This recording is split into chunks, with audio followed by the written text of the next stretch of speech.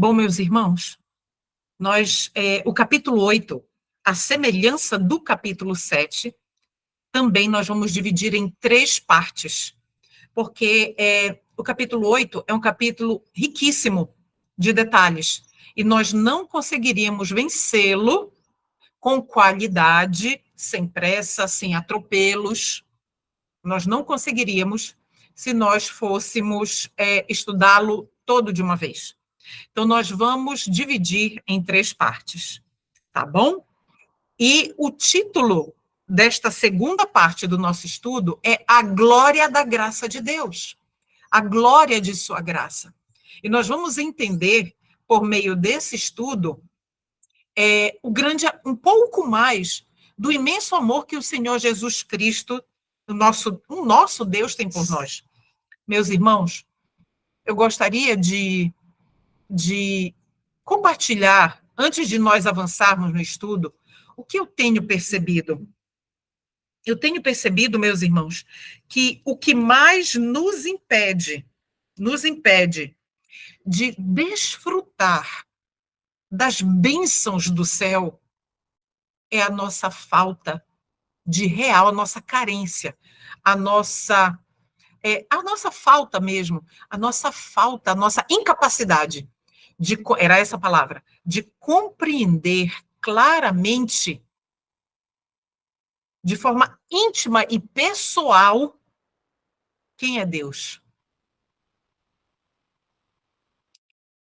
Quando a gente passa por tribulação, quando a gente passa por... Eu tenho certeza que você tem passado por tribulações, por angústias, por problemas que vão se achegando gradativamente, alguns que são inesperados, que nós nunca, nem sequer imaginávamos que pudesse existir, aquele problema pudesse vir até nós, ocorrer conosco. Então, eu fico pensando eu não sei como você tem reagido, mas eu fico fazendo uma autoanálise de mim, me analisando e vendo de que forma eu tenho reagido quando a crise, o caos se instala.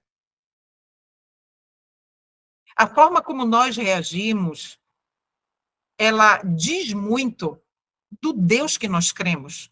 Eu não estou falando de falta de fé, entende? Porque todos nós já estudamos isso e sabemos que o Senhor nos concedeu a todos uma porção de fé. Mas aquela fé realmente robusta, eu fico clamando ao Senhor, estou aqui falando de mim, da minha fé. Eu clamo muito ao Senhor para que Ele me dê uma qualidade de fé que suporte mais, né? E eu vejo que isso está diretamente relacionado ao nosso conhecimento de Deus. Então, nós vamos entender hoje um pouco mais desse Deus grandioso, maravilhoso e pessoal, porque Ele está hoje, aqui neste momento, a pequena igreja de Deus está se reunindo novamente. E nós estamos aqui para adorar o Senhor, nesta pequena igreja. E Ele está nos dando a oportunidade de conhecer mais da sua grandiosa e misericordiosa graça. Então, vamos avançar? Primeiro, nós vamos recapitular bem relâmpago mesmo, bem breve, de forma bem breve. Nós encerramos o nosso estudo passado, nosso estudo já tem 2 semanas que nós fizemos a primeira parte do estudo 1, da parte 1 de Romanos 8. Então, quando nós encerramos o nosso estudo, nós o encerramos com uma consideração a respeito de Romanos 8,16. O próprio Espírito testifica com o nosso espírito que somos filhos de Deus. Nós não podemos esquecer isso.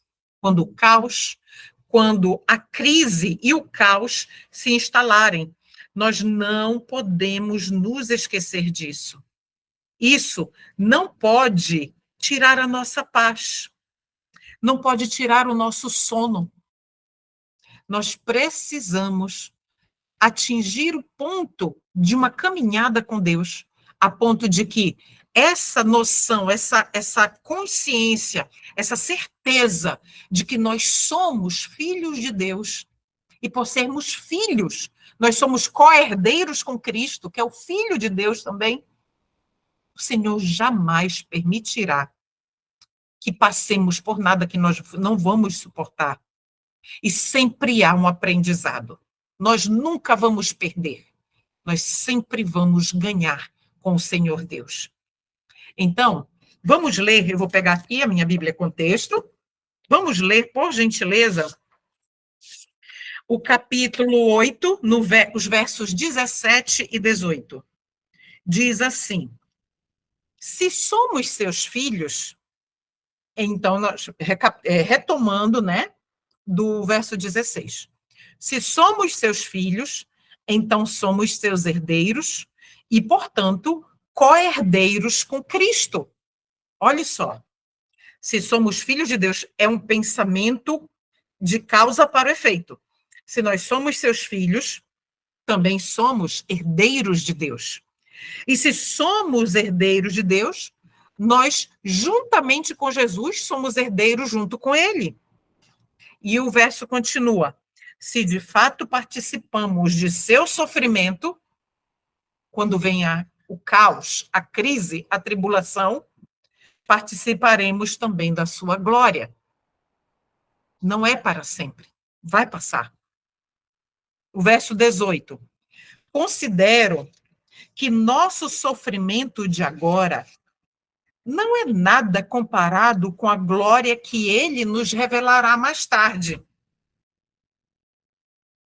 E eu gostaria, esse verso, quando eu li o verso 18, eu não sei se você tem aí a Bíblia Contexto, mas na Bíblia Contexto, logo na sequência, na referência cruzada, de 2 Coríntios 4,17, é impossível quando a gente lê esse verso de Romanos 8,18, a gente não lembrar de 2 Coríntios 4,17, que diz assim: pois estas aflições pequenas e momentâneas que agora enfrentamos produzem para nós uma glória que pesa mais que todas as angústias, e essa glória durará para sempre. Então, é isso que o Senhor traz à nossa mente. Quando nós estivermos passando por uma dor muito grande, angústia, tribulação, caos, desordem, tudo parece que está fugindo do nosso controle. Eu já passei por essa situação. Então, este é o momento de lembrar que somos filhos de Deus, que somos co-herdeiros com Jesus Cristo, que ele não permitirá que nós passemos por tribulação que nós não possamos suportar, e que esse momento, essas pequenas aflições momentâneas, porque elas são momentâneas, elas não são eternas, elas não são perenes, constantes, que nunca vão parar, não é assim, elas vão acabar, mas elas produzem para nós um peso de glória, porque elas produzem em nós dependência de Deus. E a glória de Deus nos é outorgada neste momento. Então, produz em nós um peso de glória que pesa mais do que todas as angústias juntas. E é eterno, durará para sempre. Então, nós vamos ler aqui o comentário do livro de Estudos em Romanos, comentário de Wegener, na página 119. Diz assim, com base nesses 2 versos: se somos co-herdeiros com Cristo, devemos ter tudo o que Cristo tem. Quando ele entrar em seu reino, recebendo aquela promessa que Deus fez a Abraão e sua semente, entraremos nela com ele. Quando Cristo entra no reino, entramos no reino junto com ele. Somos co-herdeiros de Cristo, portanto, tudo que Cristo desfruta agora, nós temos pela fé, se estivermos nele, se estivermos em Cristo, se não nos afastarmos dele. Irmãos, comentário de Wegener, ele fala assim: irmãos, desde que aprendi que Deus dá tanto a graça quanto a glória, sinto cada vez mais prazer em pensar na glória que será revelada em nós. Vai ter um momento em que a glória de Deus será revelada em nós. Eu creio nisso pela fé, que este corpo corruptível será revestido de incorruptibilidade. O texto continua. Pois entendo que Deus as concede pelo mesmo poder e que o trono ao qual nos dirigimos e fazemos nossas petições, o trono da graça e da glória, como um trono de graça é igualmente um trono de glória. Diz Jeremias, ao fazer petição por seu povo, olha o que Jeremias diz: não nos aborreças por amor do teu nome, não desonres o trono da tua glória. Lembre-se, não quebre tua aliança conosco. Jeremias 14, 21. E o texto continua. E assim, visto que é um trono de graça e um trono de glória, a graça concedida é igual à medida da glória que há naquele trono. É um trono de graça e de glória. Essa glória, em breve, será revelada em nós, para que este corpo, pobre e vil, brilhe como o sol. Como nós comentamos agora há pouco, a glória de Deus será revelada em nós. Esta garantia de que a glória a ser revelada em nós em breve é nossa garantia de que a medida dessa graça pode ser revelada em nós agora. A graça de Deus nos é concedida, nos é outorgada dia a dia. E é por isso que o Senhor nos revelou agora, tanto quanto podemos entender da glória que ainda está por vir. O Senhor Deus nos concede a graça imediatamente, agora, no momento, neste momento. A glória ainda está por vir. É aqui que muitas vezes deixamos de obter o benefício das coisas que Deus colocou diante de nós sobre esta glória que está por vir. Esquecemos que elas são dadas para o nosso auxílio presente, que podemos ter e compartilhar toda a força que há nelas agora. Então, quando o Senhor diz que nós somos co-herdeiros com Cristo, Cristo foi glorificado pelo Pai. O corpo de Cristo aqui na terra era um corpo assim, ó, que nem o meu e o seu, que perece. Para Cristo entrar ali, ele recebeu um corpo de glória.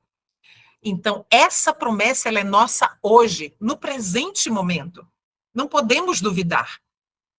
Tanto quanto os sofrimentos do tempo presente não são dignos de ser comparados com a glória que será revelada, da mesma forma, falando dos sofrimentos, da mesma forma, os sofrimentos deste tempo presente não são dignos de ser comparados com a graça que nos é concedida agora para suportá-los. Então, meus irmãos, o que está acontecendo? Olha que pensamento maravilhoso esse de Wagoner para nós, do pastor Wagoner. Os sofrimentos do tempo presente não devem ser comparados com a glória que nós vamos receber de Deus. Vocês lembram, irmãos, quando Ellen White ela teve a visão, ela foi levada em visão, na verdade, ela foi levada ao céu, e ela olhou ali, ela viu a glória do lugar, e quando chegou o tempo dela voltar, ela não queria voltar, e quando ela voltou, ela disse escuridão, escuridão, escuridão, e o Senhor disse que era necessário que ela voltasse, porque ela ainda tinha que terminar a obra dela aqui na Terra, mas que se ela não desistisse, se ela não largasse de Cristo, ela estaria lá. Então, os sofrimentos que ela passou durante toda a sua vida, perda de um filho, 2 filhos, perda do esposo, né? Ela foi severamente perseguida pela própria igreja organizada, foi mandada de forma, assim, arbitrária, que não era vontade de Deus que ela fosse para a Austrália, mas ela foi mandada para lá pela igreja organizada, pela liderança da igreja. Tantas coisas, tanto sofrimento. Os 4 volumes de Materiais de 88, do livro da série Materiais de 88, que o IAG publicou em 4 volumes. Se os irmãos tiverem oportunidade de adquirir, ali estão mais dos sofrimentos e das angústias que essa senhora vivenciou, mais todos os sofrimentos dela, todos os meus, todos os de vocês, neste tempo presente, não são dignos de ser comparados com a glória que nos está separada e que nos separada para nós e que nos será revelada. Estes mesmos sofrimentos não chegam nem perto da graça que nos é concedida para que nós os suportemos. E a graça, como diz o texto, é igual à glória. Então, se a glória que nos aguarda, que está separada para nós, ela é inimaginável, a graça agora, que nos é dada agora, neste momento, para suportar os sofrimentos, ela é grandiosíssima. Entende? Nós não podemos duvidar, meus irmãos. Agora nós temos recebido as primícias do Espírito, e é verdade. Isso não significa que agora devemos receber apenas um pouco do Espírito, mas que recebemos o Espírito como as primícias ou um dinheiro adiantado, que é chamado de penhor, não é? Um penhor, uma amostra antecipada da nossa herança, né? Paulo prova isso em Efésios 1, 13 e 14, onde ele diz assim: em quem também confiaste, depois de ouvirdes a palavra da verdade, o evangelho da vossa salvação, em quem também, depois de crerdes, fostes selados com o Espírito Santo da promessa. Olha só, que é o penhor, foi dado antecipado, é o penhor da nossa herança até o resgate da possessão adquirida para o louvor de sua glória. Até que sejamos resgatados definitivamente, o Espírito nos foi concedido como um penhor da nossa herança. Então, meus irmãos, quando a serva do Senhor nos disse lá atrás, quando ela ainda era viva, que ela escreveu, que o Eventos Finais foi uma compilação, né? Mas quando ela escreveu que gotas da chuva serôdia já estavam sendo derramadas, ela escreveu isso naquela época. Então, meus irmãos, não podemos esquecer que a chuva serôdia, ela não é um momento, ela é uma estação, é um período. E ela se mescla, essas gotas da chuva serôdia, ela está se mesclando com a estação da chuva temporã também. Ainda estamos nela. Mas vai chegar um momento em que a chuva serôdia será a estação exclusiva dela. Ela cairá em profusão. Mas nós já estamos recebendo gotas dela. Então, o Espírito, essa chuva, é o penhor da nossa herança, até que nós sejamos resgatados definitivamente para louvor e glória de Deus. Então, ter o Espírito de Deus e ser os filhos de Deus é entrar nas riquezas de nossa herança agora. O Senhor tem essa herança, essa possessão, a sua graça, a herança dos filhos que ele prometeu aos filhos de Deus. Nós podemos ter acesso a essa herança agora, pela fé e por meio do Espírito de Deus. Começamos a compartilhar as riquezas dessa herança agora. E se continuarmos a ser os filhos de Deus, continuaremos em nossa herança por toda a eternidade. A única diferença é que quando o Filho de Deus vier, teremos a herança completa. Entende? Olhando para essas promessas dessa forma, podemos ver como o céu começa bem aqui na terra. O Senhor proveu o céu para nós. E nós podemos, apesar deste mundo de pecado, de dor, de sofrimento, de angústia, de tribulação, apesar de tudo isso, nós podemos vivenciar o céu, um pouco do céu aqui na terra. Se realmente tomarmos posse dessas coisas pela fé, poderemos levar o Espírito de Deus conosco e conheceremos a paz e a alegria do céu aqui na terra. Vamos continuar a nossa leitura. Antes de ir para Romanos 24 a 26, a gente vai ler do 19 ao 26. Vamos acompanhando. Acompanhem, por gentileza. Pois toda a criação aguarda com grande expectativa o dia que os filhos de Deus serão revelados. toda a criação, não por vontade própria, foi submetida por Deus a uma existência fútil, uma existência terrena, na esperança de que com os filhos de Deus a criação seja gloriosamente liberta da decadência que a escraviza. Então, a criação de Deus na Terra, ela ainda tem traços da glória de Deus, mas muito foi perdido, né? Contudo, há uma esperança de que, juntamente com os filhos de Deus, né? Juntamente com os filhos de Deus, essa existência ela seja transformada, ela seja glorificada não, que ela seja liberta do estado pecaminoso em que ela está, assim como nós. Nós estamos numa caminhada espiritual de fé em fé, como está revelado ali em Provérbios 4:18, que diz: porque a vereda do justo é como a luz da aurora, que vai brilhando cada dia mais até ser dia perfeito. Nós estamos numa caminhada de recepção, de receber cada dia mais luz, até que o dia perfeito da volta de Jesus aconteça. A criação de Deus, ela tem passado, ela perdeu muito, depois do pecado, ela perdeu muito do que o Senhor, da perfeição com que ela inicialmente foi criada. E aqui o verso nos diz que a esperança de que, assim como os filhos de Deus serão glorificados, toda a criação também o será. E a gente sabe disso. A terra se transformará no Éden renovado.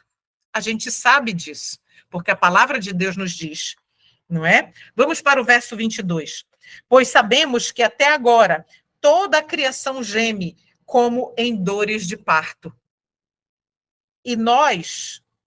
Então, com relação a essas dores de parto, meus irmãos, eu tenho certeza que os irmãos têm acompanhado os acontecimentos no globo, os acontecimentos na Terra. Eu tenho certeza que os irmãos têm acompanhado a convulsão da natureza. O mundo todo chegou a um ponto em que realmente está tudo desequilibrado. E é exatamente isso que está acontecendo. Vou dar um exemplo. Neste período agora, há 5 anos atrás, quando nós mudamos para a roça, o inverno, lá onde nós moramos, no interior, ele começa mais ou menos em junho, julho, agosto. Agosto já começa a sumir, né? E setembro aí vai desaparecendo. Mas julho era o ápice do frio. Olhe, quase não fez frio esse ano. Ano passado também não. Então, nós moramos numa cidade que fica 900 metros acima do nível do mar, e o nosso sítio fica mais ou menos uns 1.300 metros acima do nível do mar. Nós moramos na montanha. E o frio, logo, era assim, já chegou a fazer menos 2 graus lá onde a gente mora. Mas chegou um período que o meu esposo, que é calorento, ele chegou até a usar ventilador lá no sítio, lá em cima. E eu disse, o que está acontecendo com o clima? Né? Então, um desequilíbrio, não existe mais um padrão. As pessoas na cidade onde nós moramos, as pessoas que são nascidas na cidade, elas comentam, isso nunca aconteceu aqui. Esse calor insuportável, um calor impressionante. Então, é exatamente isso que está acontecendo. Verso 23. E nós, os que cremos, também gememos, embora tenhamos o Espírito em nós como antecipação da glória futura, pois aguardamos, ansiosos pelo dia em que desfrutaremos nossos direitos de adoção, incluindo a redenção de nosso corpo. Então, vamos para o verso, agora sim, o verso 24. recebemos nossa herança quando fomos salvos. Se já temos alguma coisa, não há necessidade de esperar por ela. Nós lemos que nós temos já, a promessa já nos foi feita e nós podemos tê-la pela fé. Mas, se esperamos por algo que ainda não temos, devemos fazê-lo com paciência e confiança. O que significa paciência e confiança? Fé. Verso 26. E o Espírito nos ajuda em nossa fraqueza, pois não sabemos orar segundo a vontade de Deus. Mas o próprio Espírito intercede por nós com gemidos que não podem ser expressos em palavras. Vamos já aos comentários destes versos? Estudos em Romanos, página 120, nos diz assim: há um mundo inteiro de encorajamento nesses versículos. Quando alguém faz um pedido de oração e encerra com as palavras, ore por mim, a gente faz isso de vez em quando, não é verdade? Irmãos, orem por mim. Isso me fez pensar, é o pastor Wegner comentando, isso me fez pensar que devemos lembrar e considerar que o próprio Cristo está orando por nós, não podemos perder isso de vista. O próprio Cristo está orando por nós e que o próprio Espírito Santo está fazendo intercessão por nós, com gemidos inexprimíveis. Embora possamos pedir a outras pessoas que orem por nós, não podemos nos apegar pela fé e nos apropriar das orações que estão sendo continuamente oferecidas por nós no céu acima. Podemos fazer isso? Mesmo que os irmãos não orem por nós, nós temos a alegria e o conforto de saber que Cristo e o Espírito estão orando por nós aqui está, a gente leu agora há pouco, com gemidos que não podem ser expressos por palavras. Imagine o Senhor Jesus Cristo e o Espírito Santo orando por nós, com palavras que não conseguem, nós não podemos, não se pode expressar em palavras a forma como Jesus e o Espírito Santo oram e intercedem por nós. Então, por mais que nós não tenhamos certeza de que outras pessoas estejam orando, nós precisamos descansar na certeza de que Jesus intercede por nós e o Espírito Santo também, porque está escrito aqui. Posso entender essas coisas e tirar delas o encorajamento da seguinte maneira. Vamos ver? Vou a Deus, coloco minha alma aberta diante dele e peço-lhe que me dê. Mas o que devo pedir? Às vezes, as palavras se vão e não consigo pensar em nada, apenas em um desejo inexprimível de ter algo mais do que tenho. Contudo, o Espírito Santo sabe do que preciso e conhece a mente de Deus, porque ele é a terceira pessoa da divindade. Somente a divindade sonda e conhece a mente da divindade. E o texto continua. Meus irmãos, eu fiz essa pergunta aqui, ó. Você já havia meditado nestes versos dessa maneira? Olha só, explicadinho dessa forma como nós estamos lendo aqui? Então, o Senhor aqui está nos dando tanto conforto, tanto alento. Eu estou lendo pela segunda vez, irmãos, aqui com os irmãos, porque para eu preparar o PowerPoint, eu li antes. Eu selecionei os textos. Então, como o meu coração ele enche de conforto, de alento, de consolo, de amor, muito mais amor por Cristo, por Deus, pela divindade, por tanto amor, por tanto cuidado. Você percebe o que Deus está fazendo conosco? Ele está aqui, olha, ele está fazendo assim comigo e com você, nos cercando de amor e de proteção, de conforto, para que quando a gente estiver passando pelo sofrimento, a gente não esqueça disso. Muitos de nós cometem um grande erro ao examinar os corações. Ouvimos irmãos dizerem que eles vão esquadrinhar seus corações, sondar e deixar de lado todas as coisas más que encontram neles. Mas Jeremias diz o seguinte: enganoso é o coração acima de todas as coisas e desesperadamente perverso. Quem o poderá conhecer? Eu, o Senhor, esquadrinho o coração e provo os pensamentos para dar a cada um segundo os seus caminhos e segundo o fruto das suas ações. Então, Senhor, sonda o nosso coração. Jeremias 17, 9, verso 9, verso 10. Irmãos, nós estamos aqui na terra e em uma condição pecaminosa. Admitimos que não estamos na condição espiritual que deveríamos estar. E assim, examinaremos nosso coração e eliminaremos toda a maldade que encontraremos nele. Nós não podemos fazer isso, pois o coração sempre nos enganará. No entanto, Deus pode sondar o coração e ele o faz.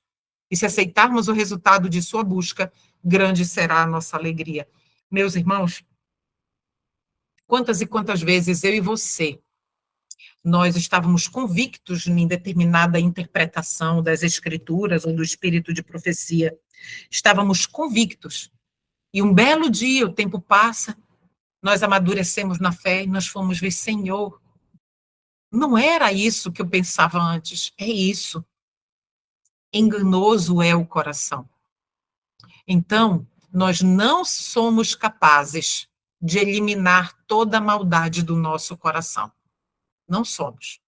Nós somos, sim, capazes de submeter tudo que somos e tudo que temos a Deus, de modo que Ele nos revele e nos ajude a entregar a Ele, a render a Ele, a abandonar.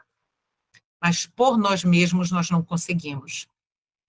Pois é o Consolador que traz o conhecimento desses pecados ao nosso coração, que o Senhor tem examinado. É somente o Espírito Santo. E nesse mesmo ato de trazer nossos pecados diante de nossos olhos, é parte do consolo de Deus. É um ato de grande amor por nós.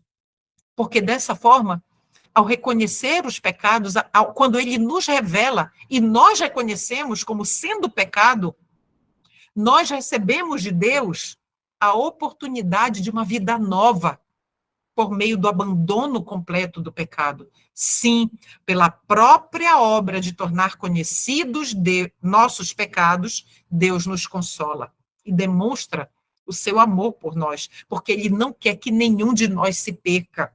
Então, ele vai continuar nos revelando os nossos pecados conforme nós nos dispormos, nós nos dispusermos, conforme nós nos dispusermos a que ele trabalhe em nós e nos santifique, nos purifique. Agora nós chegamos na parte mais abençoada e gloriosa deste capítulo, mais glorioso, que é o capítulo 8. Uma palavra forma a nota tônica do 8º capítulo de Romanos, e é a palavra glória. E nós vamos entender agora. Vamos ler do verso 28, na verdade a gente vai retomar a partir do 27, até o verso 30.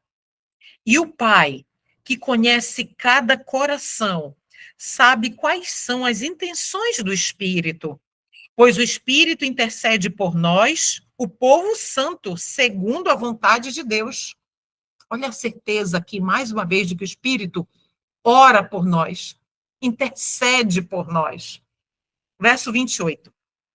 E sabemos que Deus faz todas as coisas cooperarem para o bem daqueles que o amam, que amam a Ele, e que são chamados de acordo com o propósito do Senhor, o propósito de Deus. Verso 29. Pois Deus conheceu de antemão os seus e os predestinou para se tornarem semelhantes à imagem de seu Filho, a fim de que ele fosse o primeiro entre muitos irmãos. E verso 30. Depois de predestiná-los, ele os chamou. E depois de chamá-los, os declarou justos. E depois de declarar os justos, lhes deu sua glória, que é o seu caráter. Então, vamos ao comentário? O 28º versículo que a gente acabou de ler é citado errado com muita frequência e aplicado errado com muito mais frequência, apenas pela mudança do tempo verbal. As pessoas leem Abre aspas. Sabemos que todas as coisas cooperam para o bem daqueles que amam a Deus. Mas não é só isso que Paulo está querendo dizer. Ele diz que todas as coisas cooperam para o bem no tempo presente para aqueles que amam a Deus. É agora, no momento em que nós estamos vivendo. Mas alguém pode dizer, eu não sei se é bem assim. Bem, apenas tome esta escritura e creia, e então você saberá. A única maneira que podemos saber é crendo na palavra de Deus. Veremos então que todas as coisas cooperam para o bem daqueles que amam a Deus. Quando cremos na palavra, que ela se cumpre naquele momento em que nós estamos proferindo ela, lembrando dela, reclamando a promessa de Deus, naquele momento, por meio da palavra, então ela se torna real, verdadeira, ela se cumpre. Esta é a alegria do cristão, que nada de ruim pode acontecer com ele. Aí você pode dizer, mas e os problemas e as tribulações?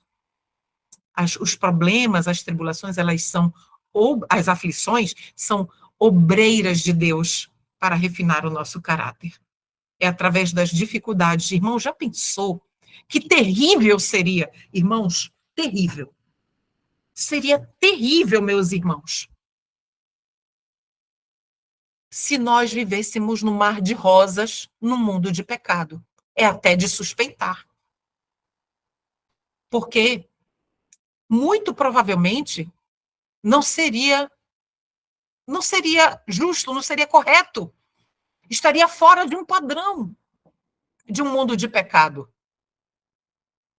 Porque Cristo disse, neste mundo tereis aflições, mas tem de bom ânimo, tudo bem. Mas ele disse que haveria aflições. Então, o que o Senhor Deus fez? É por meio das aflições que aqueles traços objetáveis do caráter, eles se manifestam. Se não fossem, meus queridos, se não fossem as dificuldades, os problemas, as lutas, as aflições, nós não saberíamos quem nós realmente somos. Não saberíamos, irmão e irmã, não saberíamos.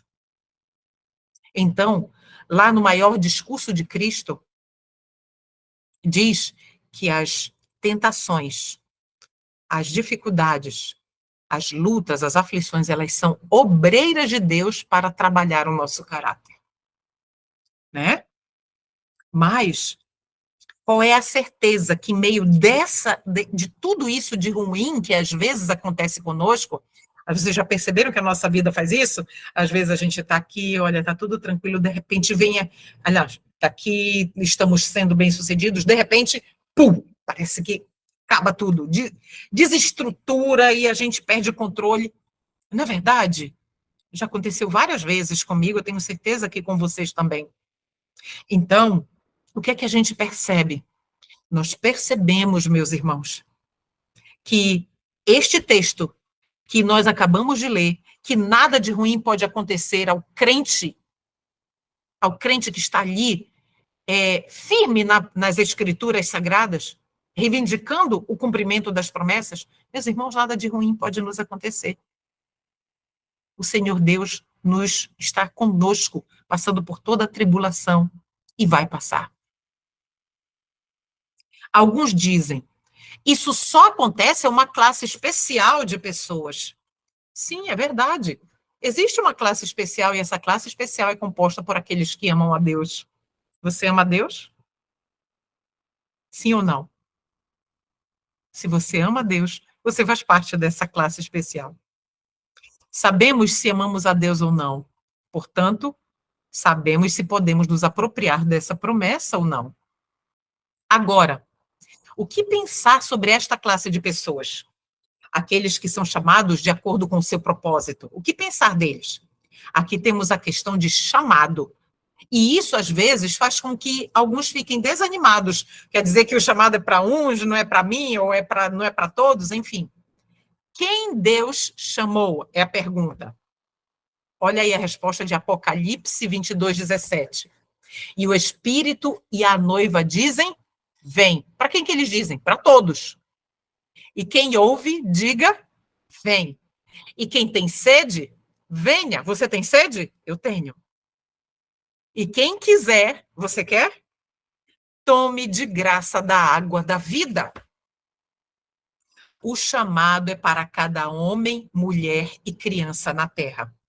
Aqueles que ouvirem o chamado devem pegá-lo e passá-lo adiante. Somos servos missionários. Temos que passar o chamado adiante. A bondade de Deus é ampla o suficiente para abranger cada indivíduo da face da terra.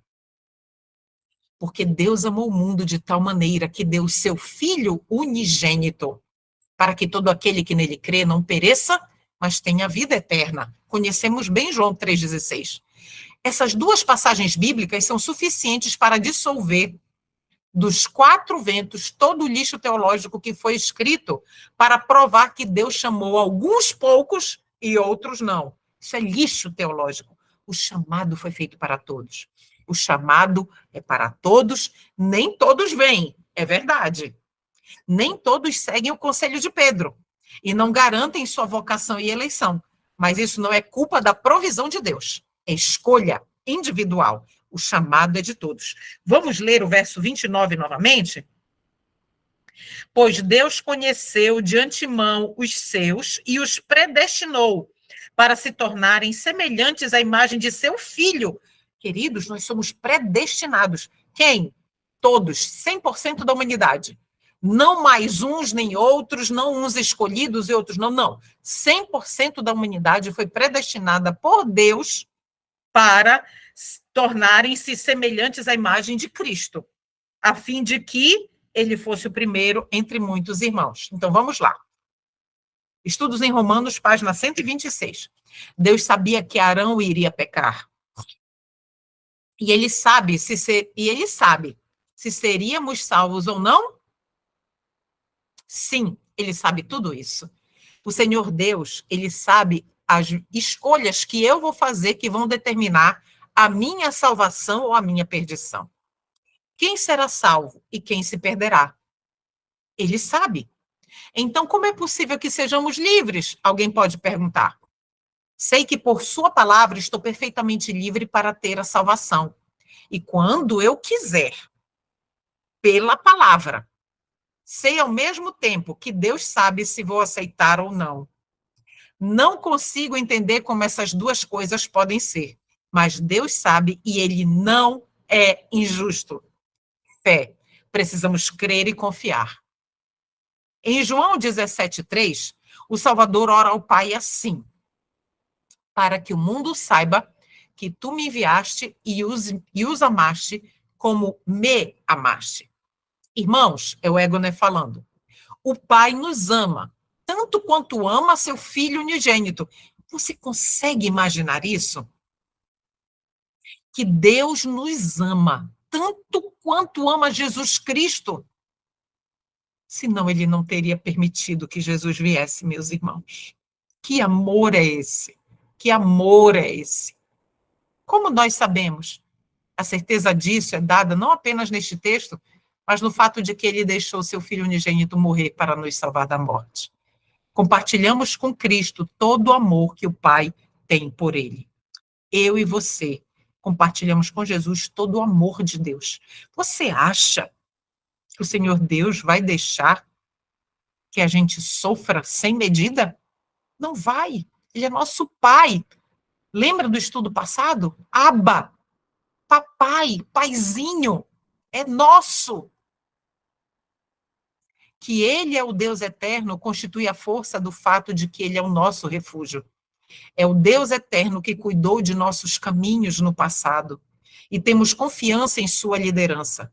Se ele não conhecesse o passado e o futuro, como eu poderia saber se ele estava me conduzindo certo ou não? Jó diz: ele conhece o meu caminho. Ele nos conduz no caminho que devemos seguir, e ele olhou ao longo dos séculos e viu quem teria a herança e está preparando-a para eles. Foi exatamente isso que a gente comentou agora há pouco. O Senhor sabe quem vai herdar a herança e quem não sabe, por meio das decisões do livre-arbítrio que ele nos concedeu. Quando Deus traçou seus planos em eras passadas, você não acha que ele sabia que tipo de terra iria ter? Ele sabia que tipo de terra seria e tinha um propósito em criar o planeta Terra. Criar a Terra. Ele criou a Terra para ser habitada. Ele não apenas sabia que tipo de lugar seria, mas também que tipo de homem iria morar ali. Ele conhecia cada homem que moraria nela e tinha cada um deles nomeado. Todas as pessoas, de Adão e Eva para cá, o Senhor sabe, conhece cada um pelo nome, de todas as eras. Aqueles homens a quem Deus viu, que teriam de habitar a terra quando traçou seus planos para ela em eras passadas, deviam ser homens bons e santos. Foi para isso que o Senhor Deus os criou, com o livre-arbítrio, mas os criou assim. E aquela mesma terra, quando esta pequena experiência do pecado for resolvida, será habitada exatamente por pessoas que Deus viu que habitariam nela, e eles terão os nomes que ele lhes deu em épocas passadas. Cleuma é o meu nome. Eu vou receber um outro nome que vai refletir a minha luta, a minha jornada, a minha história nesta terra com Cristo, com Deus. E assim será com cada um de nós. Em Apocalipse 2,17, lemos: e eu lhe darei uma pedra branca, e na pedra um novo nome escrito, o qual ninguém conhece, exceto aquele que o recebe. Por quê? Porque ninguém nesta terra vai ter uma experiência igual a de outro. As nossas experiências cristãs, espirituais, as nossas experiências com Cristo, com Deus, com o Espírito Santo, elas são únicas. Na Bíblia, cada nome significa algo. Jacó era o suplantador, Israel, o príncipe de Deus, Abraão, o pai de muitas nações, Sarai, uma mulher contenciosa, Sara, uma princesa. O nome significava o caráter do indivíduo. Embora todos os remidos devam ter o perfeito caráter de Deus, esse caráter é tão perfeito e tão amplo que há lugar para cada um ter um caráter distinto. Pedrinha, um caráter diferente, distinto, porém, no final de tudo, o caráter de Cristo. Por que ninguém será capaz de entender o nome de ninguém? Porque duas pessoas nunca terão a mesma experiência no desenvolvimento do caráter.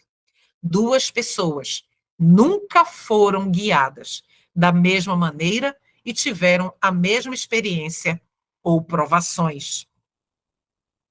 Esse texto de Ellen White é muito importante. Eu coloquei aqui 3 cores, porque essas 3 informações, elas são importantíssimas, valiosíssimas para nós. Olha o que Ellen White nos diz na Review and Herald de 10 de junho de 1890. Ainda que a imagem moral de Deus tenha sido quase apagada pelo pecado de Adão, a imagem moral de Deus pode ser renovada por meio dos méritos e do poder de Jesus. Você entende isso, a força dessa citação? Ela diz que a imagem moral de Deus, pelo poder e méritos, pelos méritos e o poder de Cristo, podem ser renovados em nós. Olha a próxima informação. O homem pode possuir a imagem moral de Deus em seu caráter, porque é Jesus quem a concede. Queridos, é Deus falando. Então, quando alguém diz, nós vamos pecar até Jesus voltar, isso não é verdade.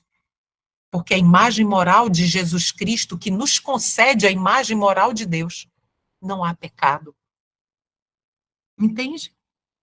E a terceira informação aí de azul, que nos diz o seguinte: a menos que a imagem moral de Deus seja vista no homem, ele jamais poderá entrar na cidade de Deus como vencedor.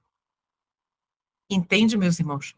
Entende como é impossível nós pecarmos até Jesus voltar? Se essa teoria falaciosa, luciferiana, ela fosse verdade, nenhuma alma se salvaria. Nenhuma alma entraria no céu. Porque, olha só, a menos que a imagem moral de Deus seja vista no homem, sem pecado, obviamente, porque não há pecado em Deus, ele jamais poderá entrar na cidade de Deus como vencedor. Tira foto dessa citação, printa aí. Meus irmãos, nós só seremos enganados realmente se nós quisermos, porque luz tem para todos. Deus nos conheceu antecipadamente em Cristo, e nele, em Jesus, no princípio, fomos predestinados para um lugar na terra em seu estado de pureza, como Deus deseja que tenhamos. A terra purificada é lá que o Senhor Deus quer a todos nós, sem exceção. Como posso saber se sou um filho de Deus? Ele me amou e me comprou, e eu me entreguei a ele, portanto, sou dele. Você amou Jesus, amou a Deus? Jesus comprou você com o sangue precioso dele? Você se entregou a ele? Então, nós somos dele, somos filhos dele. Agora estou em Cristo, e não importa o que me aconteça. Não há nada de ruim que possa vir sobre mim. No entanto, apesar de tudo o que acontecer, Deus fará de tudo para cuidar de mim. Essa é uma certeza, irmãos. Precisamos ter essa certeza quando estivermos passando por dificuldades e dores e sofrimento. E ele não apenas o fará, ele não apenas vai cuidar de mim, de você, mas ele já está cuidando agora. Ele faz isso para desenvolver o meu caráter e me adequar ao que está preparando para mim. Então, nós estamos em estágio probatório, irmãos. E muito em breve nós seremos admitidos no céu. O meu coração se alegra com isso. Satanás trama algum esquema perverso contra mim, influencia algum homem ou governo a fazer algo contra mim, que é calculado para me destruir. Bem, não há problema, pois Deus pega esses esquemas muito perversos e, a partir deles, ele traz o bem para mim. Entende? É assim que o Senhor Deus age. Satanás trabalha com esses esquemas perversos para conseguir minha ruína. Mas Deus pega seus esquemas e, por meio deles, me leva para o refúgio desejado. Portanto, o cristão não deve reclamar nunca. Entende por quê? Fazei tudo sem murmuração nem contenda, não é? Como diz o verso bíblico. Não devemos murmurar, porque o Senhor vai transformar tudo isso em bênção. Vai transformar maldição em bênção. Ele vai nos levar para o refúgio dele, do Senhor Deus. Ninguém pensaria em reclamar quando está desfrutando de uma boa fase na vida. É ou não é verdade? Ninguém reclama. Mas o cristão está sempre desfrutando de uma boa fase em sua vida, pois todas as coisas contribuem para o seu bem. Entende qual é o raciocínio? Mesmo quando nós estamos passando por angústia, sofrimento, tribulação, dor, mesmo ali, todas as coisas cooperam para o bem daqueles que amam a Deus. Essas coisas ruins que são inventadas contra nós são boas? Sim, embora sejam ruins no início e tenham o objetivo de nos arruinar. Quando chegam até nós, Deus as transforma em coisas boas. Quando vemos as coisas dessa maneira, podemos louvar a Deus, não importa o que aconteça. É por isso que tem pessoas que, mesmo em profunda dor e sofrimento, com certeza você já conheceu alguém assim, ela está sempre agradecendo, está sempre dando graças, ela não reclama. Todo mundo sabe o que está acontecendo na vida dela, mas ninguém vê ela reclamar, murmurar, praguejar, nada. Eis aqui o motivo, meus irmãos. Vamos ver agora 2 exemplos bíblicos. O primeiro é de José. Vamos ver? Lá estava José. Seus irmãos o enviaram ao Egito. Eles fizeram isso com a única intenção de destruí-lo. Eles primeiro tentaram matá-lo e depois, quando o venderam como escravo, pensaram que ele não viveria muito tempo lá como escravo e que assim se livrariam dele. E ainda assim somos informados. Em Gênesis 45, 7, 8, Deus me enviou adiante de vós para conservar vossa sucessão na terra e para vos preservar a vida, José falando por um grande livramento. Assim, não fostes vós que me enviastes para cá, e sim Deus, que me pôs por pai de Faraó e senhor de toda a sua casa e como governador de toda a terra do Egito. Aqueles irmãos dele estavam operando o mal em seu coração e, ao mesmo tempo, Deus o enviou de acordo com a sua vontade. Não podemos entender como isso pode ser, mas sabemos que foi assim. Todas as coisas cooperam para o bem daqueles que amam a Deus. Segundo exemplo é Caifás, aquele velho e perverso sumo sacerdote. Perguntou se não seria melhor que um homem morresse do que toda a nação. No entanto, ao mesmo tempo, com essas mesmas palavras, Deus estava falando uma profecia. Não são as pessoas perversas, nem mesmo o próprio diabo, mas Deus simplesmente se aproveitando delas, dessas pessoas perversas e de suas perversidades, para fazer com que elas cumpram os seus propósitos eternos. Há muito conforto em pensar que esse é o tipo de Deus a quem servimos. Ou seja, meus irmãos, resumindo, nada escapa do controle do nosso Deus eterno. Nada. Ele nos deu as riquezas de sua glória e graça. Em breve, ele nos mostrará as excessivas riquezas de sua graça com a glória que deve ser revelada. O que diremos então a essas coisas? Se Deus é por nós, quem será contra nós? Romanos 8:31 é o que nós vamos continuar no próximo estudo, na semana que vem. Então, meus irmãos, o Senhor Deus eu não sei se o seu coração se encheu de gratidão, assim como o meu.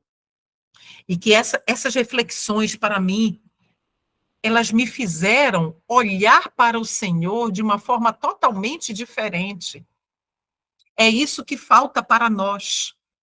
Nós precisamos conhecer de verdade o nosso Deus. Nós ainda não conhecemos, meus irmãos. Que o Senhor Deus nos ajude. Vamos orar, meus irmãos. Senhor nosso Deus, Pai de bondade e de misericórdia, estamos aqui para louvar e engrandecer o Senhor pela certeza que o Senhor nos dá de que o Senhor está no controle de absolutamente tudo. Tudo na história dessa terra e na nossa história de vida individual. O Senhor conhece cada dor, cada angústia e cada sofrimento. O Senhor sabe o que temos passado, o que temos vivido, as dúvidas, as angústias, tudo o que temos sentido, Pai. Senhor, estamos aqui para confessar a incredulidade do nosso coração de esquecer que o Senhor faz tudo para o nosso bem, que o Senhor não desiste, que o Senhor quer nos consolar e que nós precisamos nos entregar plenamente ao Senhor pela fé, Pai, para que o Senhor realmente possa operar poderosamente por meio da sua graça em nossa vida. Nos rendemos neste momento ao Senhor e deixamos aqui um pedido, Pai, de oração. Pai, Abba, Pai, por favor, Senhor, nos ensine, nos mostre quem é o Senhor, teu verdadeiro caráter, para que nunca, nunca mais duvidemos de que o Senhor está constantemente lutando por nós. Obrigada, Senhor, pela promessa e a certeza de que o Senhor vai restaurar em nós o teu caráter moral. Estamos ansiosos por aquele grandioso dia, Pai, de estar com o Senhor eternamente no céu. Por favor, Pai, não permita que nos percamos. Faça de tudo por nós. Nós autorizamos, Senhor. Joga-nos no pó, despedaça-nos no pó, Senhor. Mas não permita que os nossos pés se desviem, nem para a direita, nem para a esquerda. Obrigada por nos ouvir, obrigada por estes momentos. Te agradecemos, Senhor, por mais este estudo. Em nome de Jesus. Amém.